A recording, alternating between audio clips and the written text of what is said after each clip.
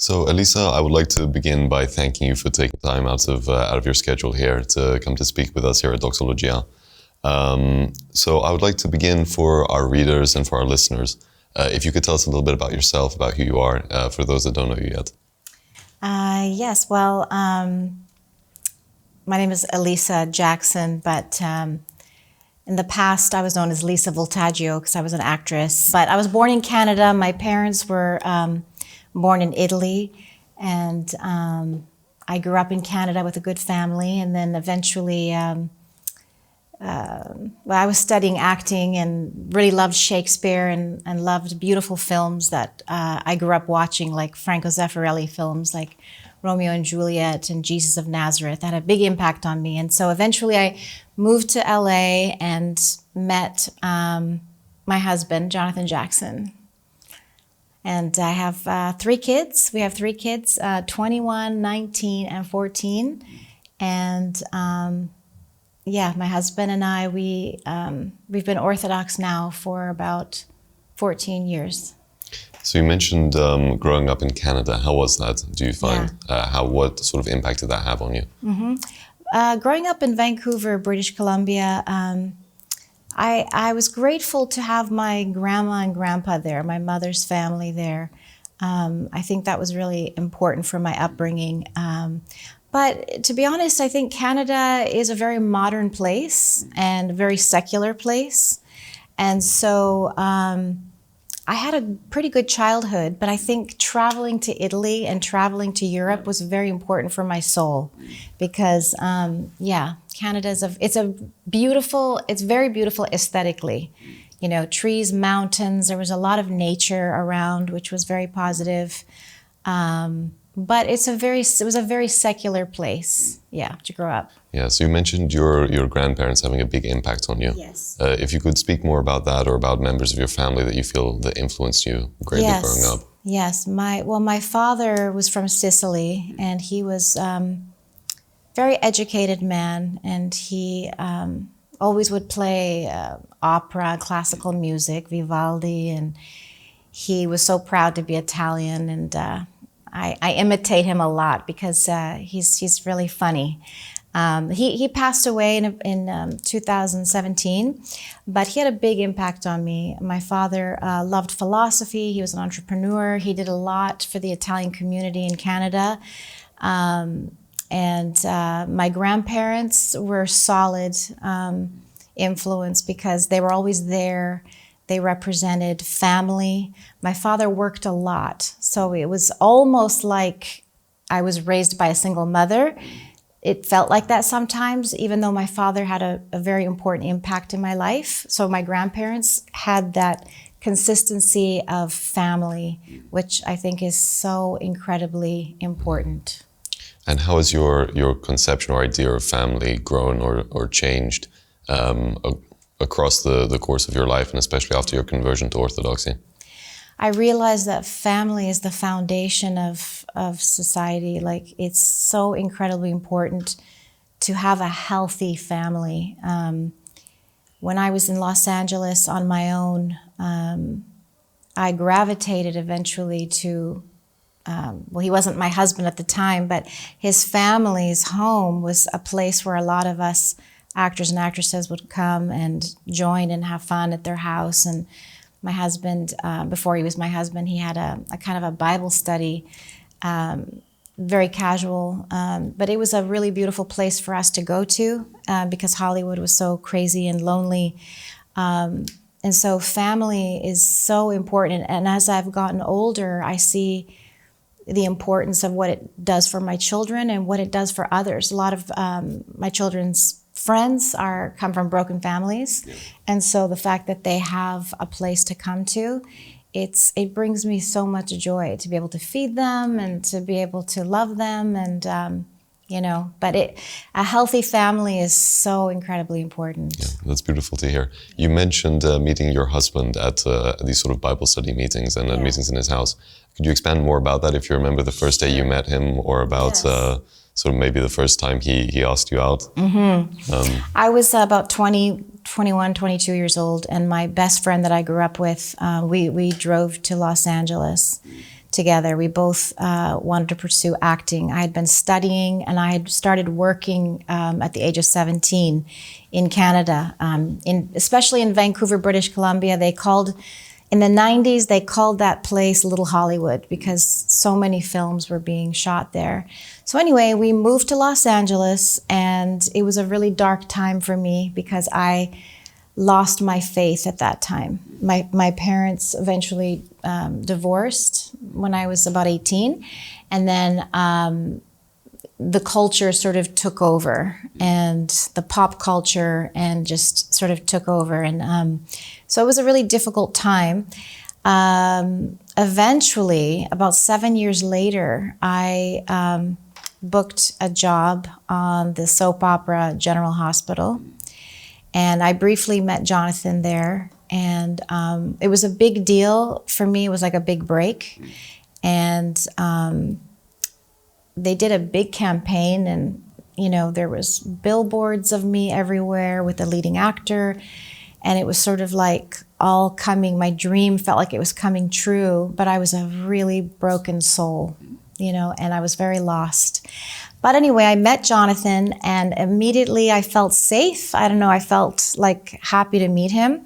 And I have to say, he was the only Christian around me. Like, nobody else really was of faith. And so he had a big impact on me, especially, he was 17 when I met him. And he won an Emmy back then in 1999. And he thanked his parents. When he got up on stage, he thanked his parents for being Christ-like figures for him. But the fact that he said Christ in Hollywood shocked me, because at that time I was under the influence that to mention Christ or to mention Jesus was not politically correct. Therefore, I put him aside. And now somebody was, thanking him, and Jonathan was very successful, very popular. So I thought, how can you be famous and love Christ? Like, can these two go together? Anyway, so that had a big impact on me, and that was sort of the beginning. And I was invited to his house for a Bible study. And at that time, I was seeing a lot of psychics and going through a lot of New Age, ideas and influences. I was looking for my spiritual life. So I was attending the Bible study for about 2 years. And but basically, I had an encounter with Christ during that time, and it was really incredible. The first time I was at the Bible study, I was sort of challenging what I was listening to in terms of the scriptures that were being read. I was challenging that, and in particular, I was challenging the idea, the knowledge and the understanding of purity, because it wasn't how I was living my life at the time. And my future husband gently read the scriptures about, how you should be preserving your body for God and for your husband. And this was really, it was as though, like when you see in the cartoons, but it was as though like something here was saying, run out of this house now, like just leave. I started to feel just so much stirring inside of me. And then it was like an angel said, just wait, humble yourself and listen, And so by the grace of God, I was able to stay and just soak in what was happening. And it was leaving the house. After I left the house, I drove home, and I had to pull over because I started to cry and cry because I felt the presence of God. I felt his love. I don't know how that happens, but it happened maybe because I was so broken at that time, and there was an opening and the light came in, and the next day it was like I could see color, and I was on my way. I was to following Christ in a very profound way. So I was attending the Bible study for about 2 years and sort of secretly falling in love with Jonathan, but I had a very high regard for him and respect for him. And it wasn't a place where we would flirt or, you know, we would show each other that we like each other, because he knew I was there, you know, for spiritual, you know, guidance from Christ. And so basically my career as an actress was decreasing. And I could see that. It was very clear that God was closing doors, which was very painful, but he was there for me. You know, God was helping me through that time. And one day, my roommate, who was working a lot as an actress, she was whisked away on a stretch limousine and she got a new job in Toronto, Canada. And I was on my own, and I get a phone call from Jonathan, and he says, "I'm in your neighborhood. Can I stop by?" And I said, "Sure." And we were never alone, ever. So I was like, okay. So he comes over, and I open the door, and he gives me these flowers. And so I thought, okay, well, he's my brother in Christ. He knows I'm suffering a lot these days. So I didn't know what to think. He had a CD, and he said, "Can I play this? Is it okay?" And I said, "Sure." So he played the CD, and he said, "Do you trust me?" And I said, "Yes." And then he held me gently as we were listening to the music, and he was telling me why he put this song on the CD and what it meant. And then after the third song of us, you know, like this, I said, "Can we sit down? Because I don't know what's going on, you know." And he began to tell me that he'd been praying a lot, and for me to not be afraid, and that he reaches into his pocket and he says, "I believe God created you for me," and he proposed right then and there. And he didn't ask me on a date. He just said, "Will you marry me?" So I was so shocked that I had to run to the kitchen and just drink a bunch of water. Like, I couldn't even think straight. But I was, you know, needless to say, I was very surprised. And then I said yes, you know, and it was like a miracle, because I didn't think it was possible for him and I, because I'm a little bit older than him and I have this past, and it was just a miracle, really. And yeah. It's a beautiful story. I suppose going off how you sort of met with Jonathan, how was the transition period from sort of that Hollywood lifestyle into a more Christian one, living together with him? So transitioning from actor to perhaps to mother. Yes. Yeah, it was hard. It was difficult, to be honest. I was experiencing first massive amounts of love from God and transformation of heart and soul. I have this beautiful love story. I'm with the man of my dreams. But God was not calling me to be in front of the camera at that time. He was calling my husband to be, that was definitely still a vocation of sorts for my husband. But so it was difficult, and I had to really turn to God with all my heart to help him, ask him to help me, find my way through that. How do I navigate who I am now? And I specifically remember feeling an inspiration from God where he was gonna, basically he would let me know that he would help me understand who I am behind the camera. Yeah. And that's the best way to find your true identity every stage of your life, is turning to God. And when you know you're okay, and when you know you're exactly where you're supposed to be, and you have peace, then you're confident. Yeah. It doesn't matter where you are, what you're doing. But I would never be able to handle that if I didn't have faith. There's no way. There's just no way. Yeah. It's too strong. Do you have any advice perhaps for any of our younger viewers who might be going through a similar type of circumstance where they feel like their faith might be putting a barrier between themselves and their past life during the process of coming to faith. Going off what you just said, like if you have any advice for them of how you managed to deal with it, or certain things that maybe Jonathan helped you with. Yeah. Again, it was turning to God. If I was insecure, or if I was, if I didn't really know where I stand, it just took time.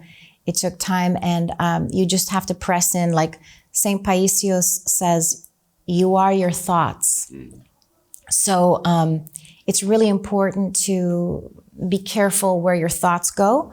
So that would be my advice. I mean, you just really need to pray and ask God for guidance and ask God for wisdom. As it says in the scriptures in James, it says, if you're in need of wisdom, I'll give it to you. So it's a free gift. And so, yeah, eventually, God helps us. And, if you let go of your life, you will gain your life. And many of us have to continuously do this. Yeah. And to trust the words of Christ, because he doesn't lie. It doesn't return void. You will see treasures and results by listening and following Christ. You'll be happy with the outcome. Yeah, and that's a beautiful answer. Thank you so much. But how was your experience when you first had Caleb and then your other children, of sort of becoming a mother after that lifestyle, and then eventually after your conversion to Orthodoxy? How did that change the family dynamic? Yeah, well, to be honest, we had our son Caleb 1 year after we were married, on the day of our anniversary, actually. I had a hard time, to be honest, because I think that most of us and women are, there's a lot of pressure to focus on career, and it sort of becomes an idol, I feel like, and it becomes too big, too massive of a desire for identity. So I still had a lot of that inside me. So becoming a mother at first was difficult. I actually went through some postpartum depression. For about 3 months. I was not in my right mind all the time, and sort of detached from motherhood, which was, I think a lot of women go through this. And again, it was by the grace of God that God helped me through that. So becoming a mother was difficult because there's a lot of, I think, self-focus and selfishness that a lot of us are just raised with as we grow up in the world, So once that broke, it's like, it's one of God's greatest callings. I mean, we are life givers as women. That is such an honor. Every single person in this world, came from a woman, and it's such a great honor to be a mother. The kind of love that happens to you is just incredible. And it's very helpful to have a good husband that you love, and to start there, God first, then, a healthy marriage, and then family. And with this right order of things, it's all your desires and dreams, I believe, will come true. They have for me, even though life is still, we have our crosses to carry no matter what. But then at the time we were Protestant in the beginning stages of when my first 2 children were born. And, that was interesting because we loved Christ. I came back to the Lord without the Orthodox Church. Jesus Christ was there for me and saved my life. But eventually you feel like something's missing. Something's greatly missing. And we could definitely feel that, which then, took us to, my husband had a job to do in Romania in 2006. And that was the first time we were in Romania, in Bucharest. We spent most of our time there shooting a movie. We had 2 little kids at the time. And it was the first time that we had actually experienced Pascha, like we saw the procession outside the window, the priests with the candles, and we didn't really understand what to make of it. And we also went to Rome, Italy to visit. And I think Easter in the Roman Catholic Church coexisted at the same time with the Eastern Pascha at the time. Like the Easters were kind of, I think, on the same calendar date, if that makes any sense. And so we saw a lot in Rome, Italy, that also was calling us back to history, because the Protestant church we were a part of was very modern. And so these two came together beautifully. The Colosseum had a cross, and I thought, why is there a cross here? And then I realized, oh, there's martyrs who died here. And it was reminding me of my Roman Catholic upbringing. Then back to Romania, it was the first time I ever heard Christ is risen. Never heard that before. Hristos a înviat, and I was like, why don't we say that? That's really important. That's a beautiful thing, you know? So my husband said, I want to read church history, and thank God for that, but it took him 4 years. He was reading Roman Catholic books, Protestant books, and he could never really find the Orthodox faith with all this reading. And we got to the point where we didn't like a lot of things that were going on in the Catholic Church. And all of the schisms and different Protestant branches of churches didn't make sense to us at that time either. So my husband was really calling out to God, like, is there any other option? And, sometimes we're blessed to hear that small, still voice that says, look at the Great Schism. And when my husband read the Great Schism, he shared this information with me. And it sort of just all was brought to the light of this part of history, that it's almost like a conspiracy of silence in the West. And I think it's kind of hidden because there's a lot of culture attached to Orthodoxy, like Russian Orthodox, Greek, Romanian, so people don't know that it's the apostolic faith. A lot of Protestants are searching for their history, so they look for it through looking at Israel and looking at the Jewish faith, and they're looking for the history. Where are the people? So a lot of them don't know that it's Orthodoxy. So so you mentioned this distinction within America of the various jurisdictions of the Orthodox Church, of how there are Greeks, Russians, Antiochians. How was the experience, I suppose, of first beginning to attend an Orthodox church? What advice would you have, perhaps, for a convert in America who has to deal with showing up in this strange building full of things that they're not used to and people that might speak a different language to them? How did you and Jonathan and your family manage to push your way through this to come to the faith? We were in Los Angeles, and we were eventually brought to a Russian church in Los Angeles. And my husband went first by himself, and it was really awkward for him. Even though he'd been reading about it, he knew this was the true faith in terms of the history of the church. That he knew it was the fullness of the faith. And he had a hard time in the beginning, like with the icons and the Mother of God. How do we relate to her? Everybody's making the sign of the cross. It's so different. So eventually, he stayed for the whole divine liturgy. And I think when the cherubic hymn happened, then he felt something supernatural take over. For me, it was the prayers.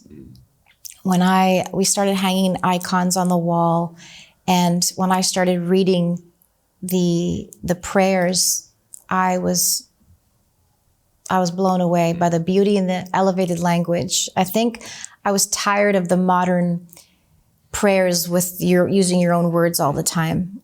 and hearing these ancient prayers with beautiful language, it just captured my heart. I felt the Holy Spirit. And then step by step, you ask questions, you inquire, you seek God with all your heart. And God is so patient with us. He meets us where we are, and he'll give you as much as you want, as much as you ask for. And he knows, the timing of things. So he's, very gracious to us, step by step. Yeah. Yeah. So you mentioned earlier, sorry, just to bring it back, Sure. that after your first birth, you were going through certain, a lower level of mental health, depression. Yeah. Would you have any advice perhaps for husbands or our younger viewers for how to help their wives through this, or for wives how to cope with it? Yes. Or maybe things that Jonathan did to help you? Mm-hmm. Yeah, it's a big problem, I think. Yeah. Well, at that time, it was me finding a good counselor at the time who was a Christian. But it was really God who spoke through him. And it was the Holy Spirit that just broke. And I think sometimes we just have to get down on our knees and we have to cry out to God for, we have to do this, with all of our heart. But over time, I have found myself kind of feeling depression and anxiety and things like this. But I feel like as a woman of faith, I refuse to give in to that. I don't know if it's something that we're eating, it's chemicals in the air, it's too much phone, we're running away, we're too busy. And again, like St. Paisios, he talks about living a simpler life, that's how you combat anxiety. Yeah. So for me, it's always been prayer. And my husband's always been there to support me. The love and the care is always there. And the patience is always there. But women in particular these days, they go through a lot with their hormones. And I think what it comes down to for me also is confession, is divine therapy. In Ireland, when we lived there, it was right when the pandemic hit. And it was a very difficult time for me. And the churches were closed for about 7 months. And by the grace of God, the church that we were in Ireland, that we were a part of, was Romanian. And that's one of the greatest treasures for me, was meeting a beautiful priest in Dublin who would travel to our home with his wife every 3 weeks or 3 or 4 weeks.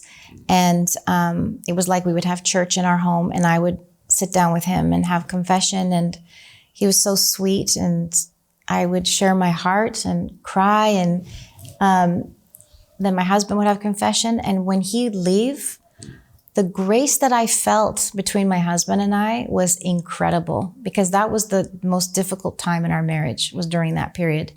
And every time we had that divine therapy,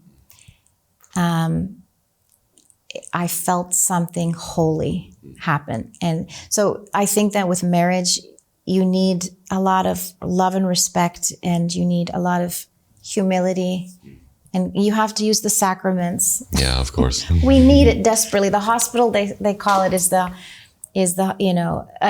church is called the hospital for the sick, We have Holy Communion, we have all of these things to help us. So learning the lives of the saints for me was very important also, because my kids were attending an Orthodox school, but it's a homeschool program where they go once a week. And I would teach the lives of the saints to the children. So I got to read I got to learn a lot about the Orthodox Christian saints. And that, I said to myself, I know I can study different things right now, but if I study this is what's going to help me be a whole person. Yeah. And I'm so grateful for that. That's beautiful to hear. You mentioned raising your children or teaching them about the lives of the saints at home. and about, these modern temptations, like too much time on social media, all of these things that cause anxiety and depression.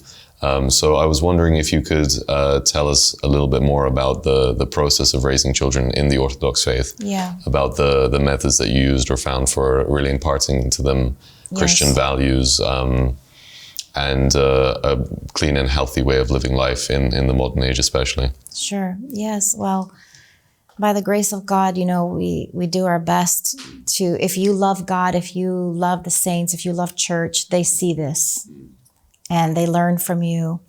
And we also try to make the home, an extension of the church as well, as best we can. And many of us are learning to work out our salvation in our home, because the way we love and care for each other, and siblings, the way they fight, everybody's learning and growing together. And we communicate a lot to our children. We talk to them about what's going on in the world. I wanted my children to understand the history of the faith. I wanted them to be able to articulate why, we are believers and what the Orthodox Church teaches. And over time, traveling around the world and visiting different Orthodox countries and going on pilgrimages and monasteries, they are absorbing all of this. It's so important, because many schools and universities are doing and teaching the opposite, The world is very chaotic and bombards us with so many things and information. And so the communication has been massive for us.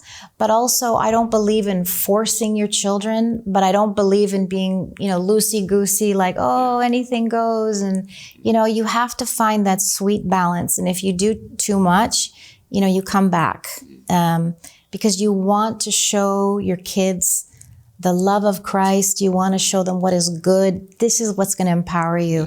This is what's going to help you in your life, And, we lived in Hollywood, and my husband is still doing television. And so we're in that world. Yeah.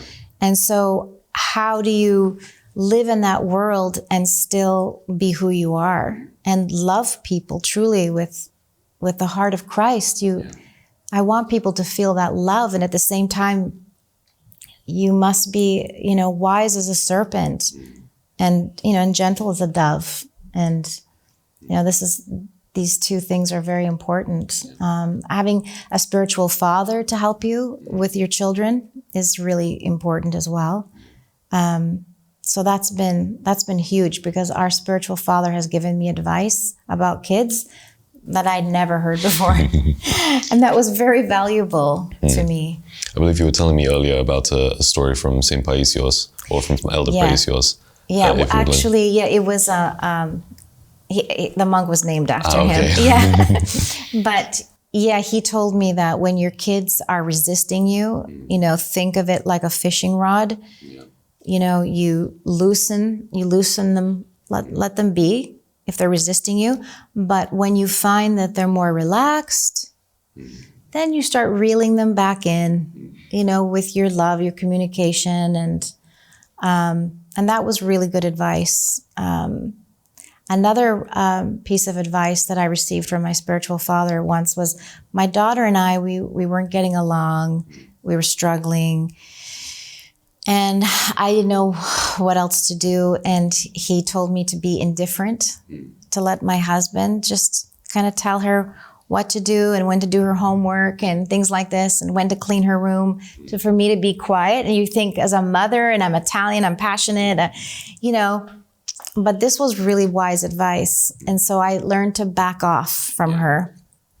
And I would tell my husband, she needs to go upstairs in her room to clean up her room and shower. And he'd wait, and my husband's so calm, he'd say, okay, Adora, it's time for you to go upstairs in your room and clean your room and take a shower.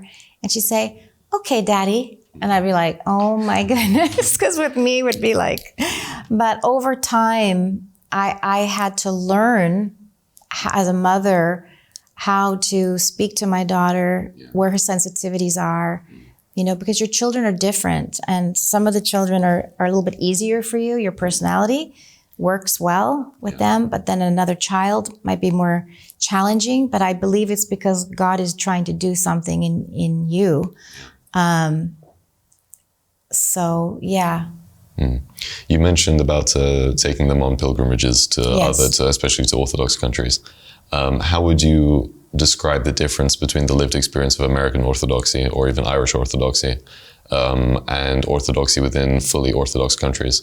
Yeah. Fully Orthodox countries that are traditionally Orthodox, and about a bit of the differences of how you experience church life in the Diaspora and in the ancient seats of the Orthodox faith. Yes, well, the truth is that for me, the faith in these countries like Romania and Greece and Russia, it's so deep, and Serbia, the faith is so deep that when I'm in America, I miss that depth that you just feel from people that were raised in it, that have, generations of life there. Countries where there's monasteries and churches, like this is such an incredible place where we are here in Romania. I can't even tell you how important it is to feel the divine energies and have the access to holy relics and saints and monasteries. It's incredible, the energy. So there's a massive difference. Ireland has a rich history in Orthodoxy, which is incredible because a lot of people don't know St. Patrick, St. Bridget, St. Kevin are Orthodox saints. So it's beautiful to know and understand that when you're there, but it's so important to come and travel to these Orthodox countries because there's a depth and beauty that is so incredibly important. Thank you for that. And now I suppose that the Christmas is coming up pretty soon, and we'll begin now the fast before. How has your experience with your family been transitioning from Protestantism to Orthodoxy? With regards to Christmas, how have you and your husband changed the ways that you might celebrate? How have you been teaching your children about the birth of our Lord? And what sort of traditions do you have in your own home regarding Christmas from the Orthodox perspective? Yes. Well, it's so beautiful to experience Christmas in the Orthodox faith because it starts with Advent. Yeah. And even though in America Thanksgiving is during Advent, I like to take down all the fall decorations and start putting up the Christmas decorations as soon as Advent begins. And we get a blessing from the bishop to, have the Thanksgiving feast during Advent. So we do that. But to be able to go to church, to orient ourselves towards the Mother of God, to have the icons up, in our home, or to have the nativity displayed, all of these things are so important. Before we were Orthodox, we were a little bit odd as a family because I didn't want to tell the children that Santa Claus is real. I didn't like that because I remember growing up as a child, and when I found out that Santa Claus wasn't real, it devastated me. And I thought, I don't want the focus to be on that. I'd like them to learn about actually the real Saint Nicholas, which is wonderful that we get to celebrate. But I want their hearts to be focused on Christ. And we would take them to the mall and be with Santa Claus, but we'd say, this is pretend, this is make-believe, this is fun. Yeah. And they were fine.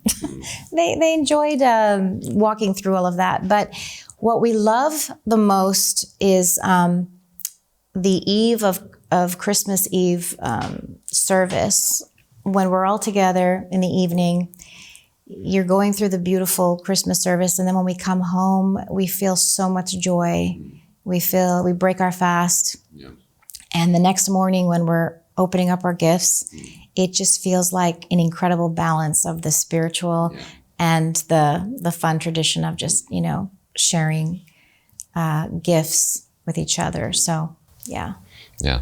I suppose since you had contact with the Romanian church through Ireland, if you know about the Romanian practice of singing Christmas carols and of this great tradition of going from house to house singing, and if you experienced that at all while you were in Dublin or maybe even here in Romania, sort of these traditional aspects. I mean, in America they would have that as well, but I haven't experienced it from the Romanian perspective. Yeah, which I'd like to. Yeah, I mean, for certain, if you're ever here during Christmas, it's a beautiful thing to witness. Yeah, I would like that. And again, bringing it back to Christmas, during the day itself, you mentioned you would have, the presents and the breaking of the fast, and these sort of two things coinciding. How do you transmit this to your children, especially? So how do you teach them that, this moment, which, is beautiful and fun for children with presents and with everything else, still has behind it this very important moment within the history of human salvation? Yes. And how you manage to balance these two when teaching your children? Yes. Well, it depends on their age as well. I love to decorate the home. I think the beauty of a house means a lot, how you create a beautiful atmosphere.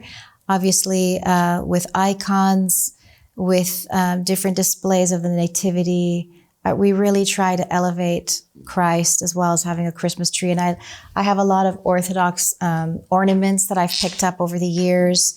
So we really try to keep the presence of the home beautiful and holy.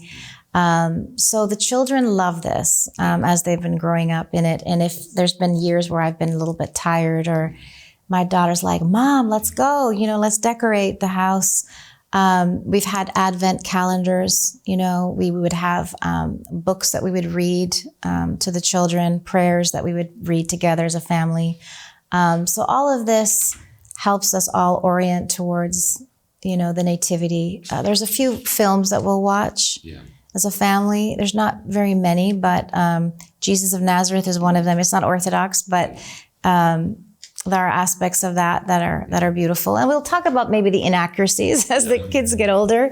But yeah, we just do our best to, keep it in our hearts and keep the kids focused and oriented towards the goal, in a very organic, way. The fasting, the kids have fasted at different times of their life, where some of them, say, Mom, no, I don't want to eat, just chicken today. I want to fast, and sometimes that's been something we've grown into as a family because we're not used to this, so, I've really enjoyed learning how to make fasting meals.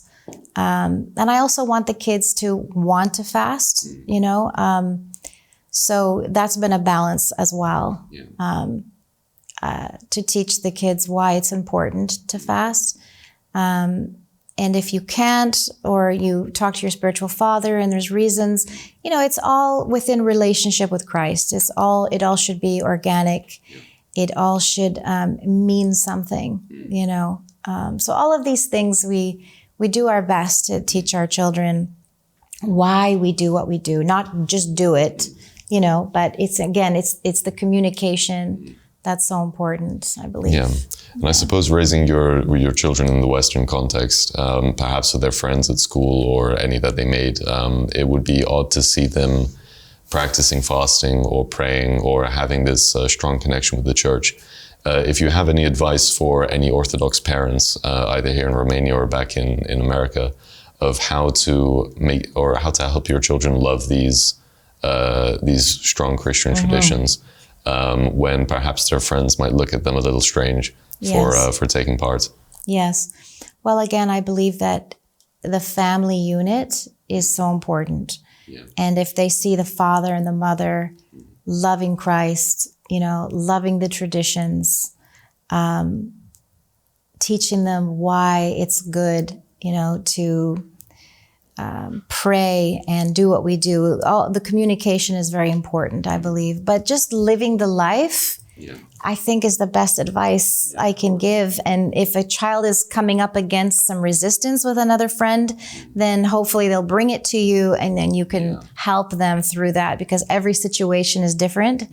But yeah, I think that by the grace of God, my children, they love the faith. They love the faith very much. And if there were times when there was resistance, you know, we would communicate with them and then let it go for a while, pray.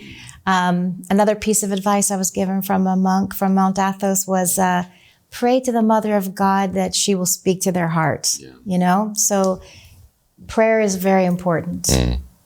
And how do you structure teaching your children prayer? So would you have common prayer times together with the whole family? Or was this sort of more of a personal thing that they might be encouraged to do by themselves in their room?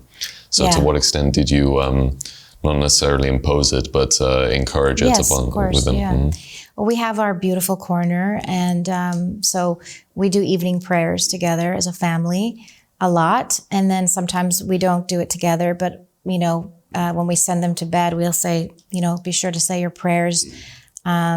We all kind of do the cross on our pillow, as St. Paisios teaches. And that's been very important for us. We always pray before our meal, and sometimes we pray after our meal. We always pray before our meal.